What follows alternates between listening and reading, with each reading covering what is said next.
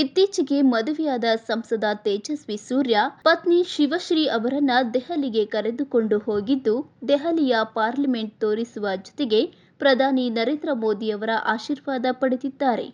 ಅಲ್ಲದೆ ಪ್ರಧಾನಿ ನರೇಂದ್ರ ಮೋದಿಯವರಿಗೆ ವಿಶೇಷ ಉಡುಗೊರೆಯೊಂದನ್ನ ನೀಡಿದ್ದಾರೆ. ಇನ್ನು ಈ ಬಗ್ಗೆ ಸಂಸದ ತೇಜಸ್ವಿ ಸೂರ್ಯ ಫೋಟೋಗಳನ್ನ ಹಂಚಿಕೊಂಡಿದ್ದು, ಅದರಲ್ಲಿ ಮೋದಿಯವರಿಗೆ ಕೊಟ್ಟಿರುವ ಉಡುಗೊರೆ ಎಲ್ಲರ ಗಮನ ಸೆಳೆಯುತ್ತಿದೆ.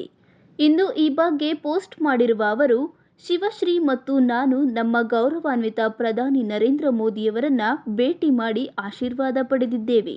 ಅಲ್ಲದೆ ಅವರು ಕೂಡ ಆತ್ಮೀಯತೆ ಮತ್ತು ಪ್ರೀತಿಯಿಂದ ನಮ್ಮನ್ನು ಆಶೀರ್ವದಿಸಿದರು. ಅಲ್ಲದೆ ನಮ್ಮ ಮದುವೆಯ ಎಲ್ಲ ಫೋಟೋಗಳನ್ನ ನೋಡಿದ್ದೇನೆ ಎಂದು ಹೇಳಿ ನಮ್ಮನ್ನ ಆಶ್ಚರ್ಯಚಕಿತಗೊಳಿಸಿದರು ಎಂದು ಸಂತಸ ವ್ಯಕ್ತಪಡಿಸಿದರು. ಇನ್ನು ಈ ಸಂದರ್ಭದಲ್ಲಿ ತೇಜಸ್ವಿ ಸೂರ್ಯ ಹಾಗೂ ಅವರ ಪತ್ನಿ ಪ್ರಧಾನಿ ಮೋದಿ ಅವರಿಗೆ ಶ್ರೀ ಮಧ್ವಾಚಾರ್ಯರು ರಚಿಸಿದ ಸುಮಾರು 750 ವರ್ಷಗಳಷ್ಟು ಹಳೆಯದಾದ ಸರ್ವಮೂಲ ಗ್ರಂಥದ ಹಸ್ತಪ್ರತಿಯನ್ನು ಉಡುಗೊರೆಯಾಗಿ ನೀಡಿದ್ದಾರೆ.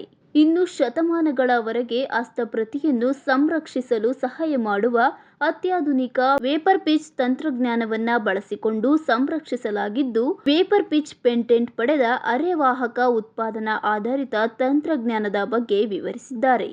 ಇನ್ನು ಚಂದ್ರನ ಮೇಲೆ ಮನುಷ್ಯ ಮೊದಲ ಬಾರಿಗೆ ಕಾಲಿಟ್ಟ ಸಮಯದಲ್ಲಿ ಟೈಮ್ ಕ್ಯಾಪ್ಸೂಲ್ ಅನ್ನು ಬಿಡಲು ಇದೇ ತಂತ್ರಜ್ಞಾನವನ್ನ ನಾಸಾ ಬಳಸಿತ್ತು ಎಂಬ ಮಾಹಿತಿಯನ್ನು ಸಹ ಹಂಚಿಕೊಂಡಿದ್ದಾರೆ.